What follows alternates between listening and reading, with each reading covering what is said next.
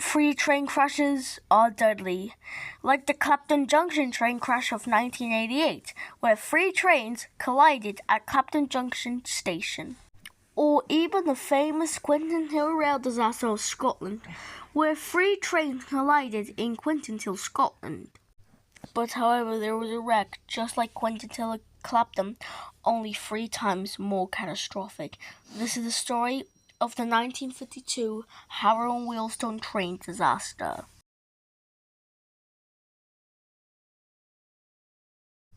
Harrow is a suburb of 149,246 people, as of 2011, which stands today as the London Borough of Harrow, losing the status of a fully independent city in 1965. It is located on the northwestern edge of the English capital, 18 km/11 miles from central London and 33 km 20.5 miles south of Luton, both measurements in linear distance. Harrow was served by the Harrow and Wealdstone station, which opened as Harrow Station in 1840 before being renamed to its current name in 1897 as the neighbouring district of Wealdstone grew and became equally important to the station's traffic. The station lies on the West Coast Main Line, WCML, a 642 km/399 miles double to 6-tracked main line connecting Glasgow, Scotland with London, England, as one of the UK's main rail corridors. Harrow and Wealdstone station held 6 tracks. But however, in 1952, this town was about to change forever. The 7:31 a.m. local passenger train from Tring to London's Euston Station, referred to as the local train in this article, was a 9-car passenger train travelling on the up slow line, which was switching over to the up fast line ahead of Harrow and Wealdstone and stopped at the station on that track. It consisted of 9 passenger cars, using Neural steel cars towards the front with 2 wood-bodied cars at the back. It was hauled by LMS London, Midland and Scottish Railway, locomotive number 42,389, an LMS Fowler 2.640 tank engine. The Fowler 2.640 was a passenger steam locomotive introduced in 1927, running on 3 driven axles, along with a leading and 2 trailing axles, hence the numbers in the name, referring to the wheel distribution. Each Fowler 2.640 measured 14.40 m/47 feet in length at a weight of 87.6 metric tons, excluding the 3.6 metric tons of coal and 9,100 L/2,400 US gallons of water it carried if fully loaded. The type was known for being unexpectedly fast, being clocked at speeds beyond 130 km per hour, 80 miles per hour. The local train was unusually crowded on the day of the accident, carrying around 800 passengers as the following train on the same connection had been cancelled. The Night Express was an express passenger service from Perth, Scotland to London's Euston Station on the Up Fast line, consisting of 11 4-axle express passenger cars pulled by LMS locomotive number 46,242, christened City of Glasgow. The locomotive was a Coronation class unit, a class of heavy steam locomotives for express passenger services introduced in 1937. Each Coronation class locomotive measures 22.5 m/74 feet in length, including their 4-axle pulled tender, and had an empty weight of 110 metric tons plus the 57 metric ton tender. The type could reach a top speed of 183.4 km per hour, 114 miles per hour, which briefly earned it the speed record for British locomotives. The Night Express was lightly occupied on the day of the accident, carrying just 85 passengers. Lastly, there was the 8 a.m. passenger express service running on the Down Fast line from London's Euston Station to Liverpool and Manchester, referred to as the Euston Express in this article. It consisted of 15 4-axle express passenger cars carrying approximately 200 passengers, pulled by 2 locomotives. Leading the train was LMS number 45,637 Windward Islands, assisting LMS number 46,202 Princess, and the number 45,637 was a Jubilee-class steam locomotive, a passenger train locomotive introduced in 1934. The type ran on 3 driven and 2 leading axles and had a total length of 19.73 m/65 feet at an empty weight of 136 metric tons, including its pull tender.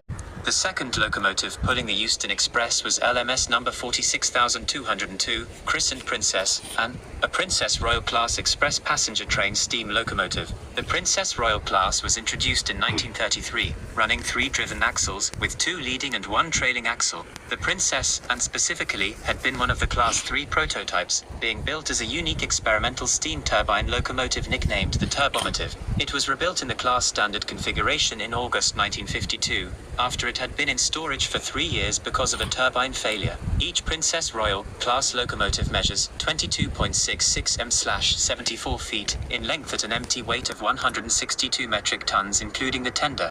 The local train pulls into Harrow and Wealdstone station at 8:17 a.m. on the 8th of October, 1952, running 7 minutes behind schedule because of fog along its way demanding lower speeds. It had travelled most of the way from Tring on the up slow line, before moving over to the up fast line right before Harrow and Wealdstone station, as the up slow line south of the station was required for the shuttling of empty train cars. Various passengers enter and leave the stopped train from and to platform 4 for approximately 1.5 minutes before the doors are closed as the train prepares to depart. It would never get to that though. The night train came racing at a fast speed, and then all of a sudden it happened.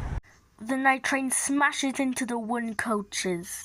The impact crushes the wooden bodies of the rear 2 passenger cars, forcing their remains into the rearmost steel-bodied passenger car, which itself suffers heavy compression damage. The 3 cars are compressed to the length of little more than 1 passenger car as the whole train is shoved forwards by 18 m/59 feet before its passenger cars proceed to crash into and derail around their locomotive. Most of the wreckage is spread across the platform and up fast line, but some has spilled onto the down fast line, which proves fatal when the Euston Express plows into the wreckage, blocking its track before it had come to a rest. The impact separates the locomotive of the Euston Express from its train, with the leading passenger cars being launched upwards, climbing over the wreckage until they strike the pedestrian overpass, bringing part of it down on the still moving wreckage. 112 people die in the disaster and 340 are injured, making it Britain's 2nd worst rail accident in history. The first responders arrived at the site by 8:22 a.m., being faced with a sprawling wreckage that covered most of the station's width at a considerable distance. Train cars, pieces of them and remains of station infrastructure had been strewn all over the place, centered around a chaotic pile 41 m 134.5 feet long, 16 m/52 feet wide and 5.5 m/18 feet high, completely hiding the Night Express locomotive. Elsewhere among the debris, a whole steam locomotive had ended up on its side on the southernmost platform. That locomotive was the Princess Anne, which had been dragged along by the Windward Islands until it broke free from the disintegrating locomotive. The Princess Anne's crew actually survived, climbing from the remains of their severely damaged, almost new locomotive after the accident. The crew of the oncoming Night Express, which they had struck just about head-on by coincidence, wasn't as lucky, dying when their locomotive was driven back into its own tender. The timing of the tragedy had been so close, it's assumed that the already crashed Night Express hadn't even come to a rest yet when the Euston Express ran into it. A group of soldiers from the US Air Force had been aboard one of the trains involved, which one isn't clear, and found themselves among the survivors. They alerted their medical teams at RAF South Ruislip, an Air Force base just 8 km/5 miles away, who sent emergency response teams usually intended for medical treatment in battlefield scenarios. 102 people died in the initial collisions. Another 10 would later succumb to their injuries. Among the dead were 14 of unclear origin. It's assumed that they had been waiting at the station when the derailed Euston Express came barreling across the platform. The last ambulance left with a survivor at 12:15 p.m., with the search for further survivors continuing until 1:30 a.m. the following morning without any successes. The Ministry of Transport opened an investigation into the accident right away and appointed Lieutenant Colonel Wilson, a senior member of the Railway Inspectorate, the British organisation in charge of investigating rail accidents, to lead it. The investigation figured that the signalling system on the line had been working as intended, with the local train being protected by 3 different signals if approached from the north. Going northbound from the local train's position, there was a semaphore signal referred to as the up fast inner home 170 m/186 id up the line from the back of the local train, followed by another semaphore signal, up fast outer home, another 400 m/437 id back from that one. A British semaphore signal consisted of a rectangular board painted either yellow with a black stripe or red with a white stripe, which would be kept horizontal to signal stop, or angled downwards to signal clear, usually accompanied by a red or green lens at the post side of the board. The wires moving the board were fitted with a heavy counterweight, so a failure of the wire would automatically set the signal to stop.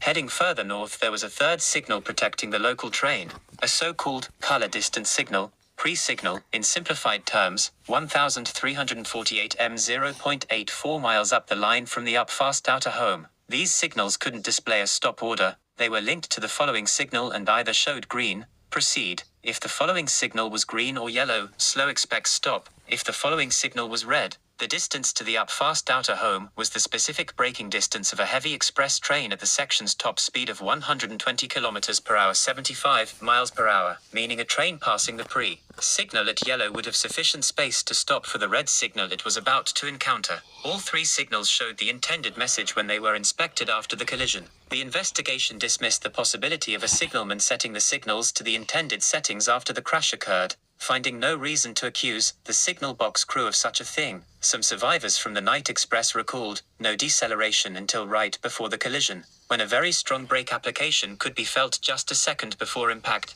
This, the investigation concluded, was likely an emergency stop being triggered after the train blew through the third signal telling it to slow down stop. Local trains actually had priority over long-distance express services in the area around Harrow and Wealdstone station, especially when delays came into play, so the driver of the Night Express should have expected a stop order being communicated. The driver is referred to in the report as a methodical young man who was in good health, with no evidence of a medial emergency incapacitating him ahead of the accident. Since the crew of the Night Express perished in the crash, they couldn't be asked about their actions before the accident, making much of the investigation educated guesswork. The report rejects the theory of the Night Express driver accidentally looking at the signals for the neighboring electric line, saying that a driver with the experience and route knowledge held by the Night Express driver wouldn't make such a basic mistake. Furthermore, it's deemed unlikely that the sun blinded the train crew. It's noted that the sun was sitting low at just 9 degrees above the horizon, but was at an angle of 17.5 degrees to the left of the straight track, with some lingering fog further softening its glare. Sight distances at the site were measured at 180 to 270 m/590 to 885 feet, with the report noting that the fog was clearing as they were measuring, while witnesses who saw the Night Express pass the up fast distance signal out in the countryside estimated just 46 to 91 m/151 to 299 feet, a distance covered in about 4 seconds at the speed of the express. Running out of concrete evidence, the report speculates the following. In these circumstances, I can only suggest that the Night Express driver must have relaxed his concentration on the signals for some unexplained reason, which may have been quite trivial, at any rate during the few seconds for which the distant signal could have been seen from the engine at the speed he was running in a deceptive patch of denser fog. This lapse of attention, which didn't need to have lasted more than a few seconds, would have been enough for the driver to lose track of the train's location, leading to him possibly expecting the passed signal to show up ahead of him. He also may have been focused on spotting the light signal, which he had passed without noticing, which would have had him looking much lower than the height at which the semaphore signals were mounted. It's unknown if the brake application felt by passengers was triggered when he saw the final signal or only once he saw the stopped local train ahead, but either way it was too late to slow the train down, much less stop. His fireman, standing on the other side of the cab, wasn't concerned with the signals after passing one mounted on his side of the tracks much earlier along the journey, so he cannot be blamed for likely having been focused on running the locomotive rather than looking out ahead. The official report was published in June 1953, blaming the crash on the Night Express driver disregarding at least one signal order. Why exactly the driver of the Night Express didn't slow down when he passed either of the first two signals could never be determined. There were no direct recommendations on how to fix the issue which caused the accident, with the report explaining, the rules and regulations for train working in fog have proved adequate in practice with the aid of the professional skill and care which is displayed by engine drivers throughout the country on the vast majority of occasions. The way to guard against the exceptional case of human failure of the kind which occurred at Harrow does not lie in making the regulations more restrictive, with consequent adverse effect on traffic movement, but in reinforcing the vigilance of drivers by apparatus, which provides a positive link between the wayside signals and the footplate. The footplate is a term for the driver's cab, specifically its floor.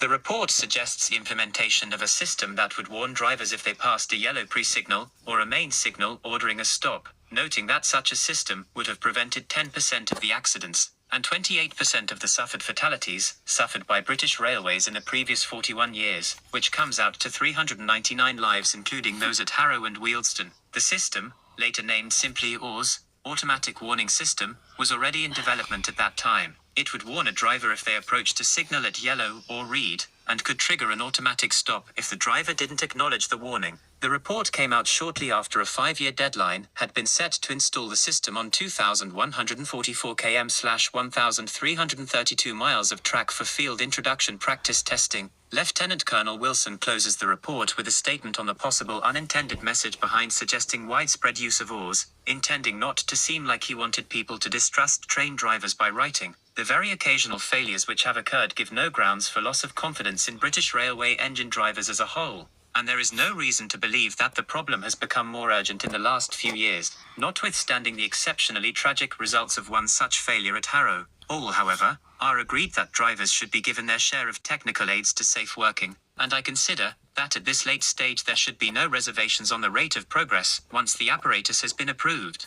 The accident ended up accelerating the introduction of oars, overcoming criticism about its usefulness compared to installing more signals. 1/3 of the British rail infrastructure had the system installed and operational by 1977. The system uses a permanent and an electromagnet mounted between the rails to create magnetic fields of certain frequencies which are then picked up by a sensor on the train. The magnetic field from the permanent magnet triggers a warning in the driver's cab in the form of a horn and a visual indicator. It always has the same polarity and can't fail, meaning a power outage will not keep it from producing a warning. The electromagnet paired with the permanent magnet can be powered on to create a second magnetic field of opposite polarity. The train, when picking up both fields, would then give an all-clear indication to the driver, accompanied by a bell sound and requiring no action by the driver. If the driver received a warning, electromagnet powered off, however, they had 2-3 seconds to press an acknowledge button, preventing an application of the brakes. Another lesson learned in the accident was the safety of, at the time, modern train cars,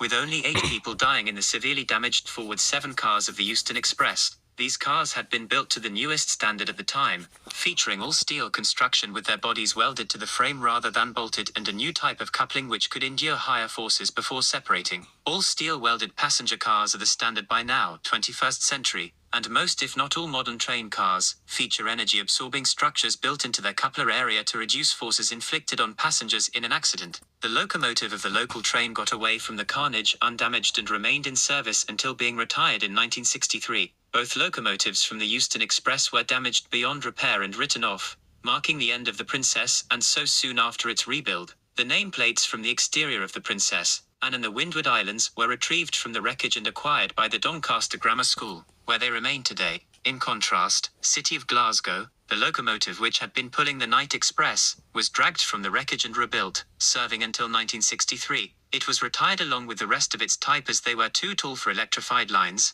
putting their steel chimneys too close to the high-voltage wires. 3 locomotives of the type remain as of 2023, with 1 in operational condition. Criticism of the station's layout and the habit of having the local train stop at the platform on the fast tracks led to changes in the station layout in 1962, moving the points and making it the norm to stop local trains on their own tracks rather than having them switch over. A memorial plaque on the main entrance to the station was unveiled in 2002 on the accident's 50th anniversary. The white marble plaque is engraved with golden letters reading simply, "In memory of the 112 people WHO lost their lives at Harrow and Wealdstone on the 8th of October 1952. It's been 73 years since this disaster, and hopefully we never see another accident like this. Never again.